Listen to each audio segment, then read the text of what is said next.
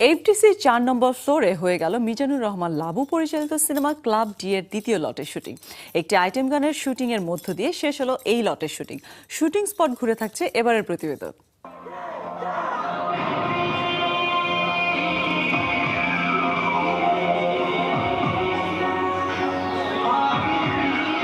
সিনেমার নাম club D.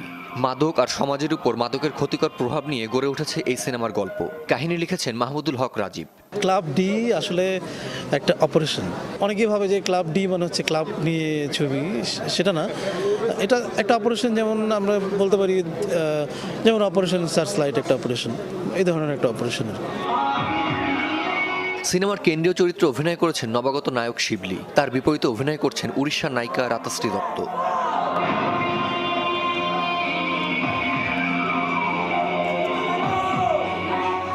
Item গানটিতে পারফর্ম করছে আইটেম গার্ল মিতু। ফুর্তি ফুর্তি শিরোনামের গানটিতে কণ্ঠ দিয়েছেন জোজো।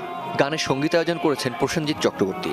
এখনকার মুভির যেরকম একটা রেগুলার বিষয় হয়ে গেছে, আমার মুভির আইটেম গানটা কিন্তু সেরকম না, কোনোভাবেই না। যদি আইটেম গান এখন যেরকম আইটেম গান রেগুলার হয়, যদি এরকম নাও হতো, আমার মুভির এই জায়গাটি ডিমান্ড করে একটা গান।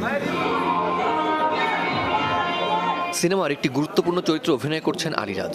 এছাড়া অভিনয় করছেন শিমুল খান, রহমতুল্লাহ ও শায়েরি। আসছে 22 জানুয়ারি শুরু হবে ক্লাব ডির তৃতীয় লটের শুটিং।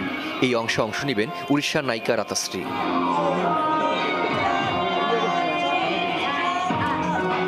শুটিং শেষে এবছরই ক্লাব ডি মুক্তি দিতে চান নির্মাতা। তবে নতুন নায়ককে নিয়ে নির্মাতা কতটুকু সফল হবেন তা দেখার বিষয়। Kamrul Rifat, showbiz tonight.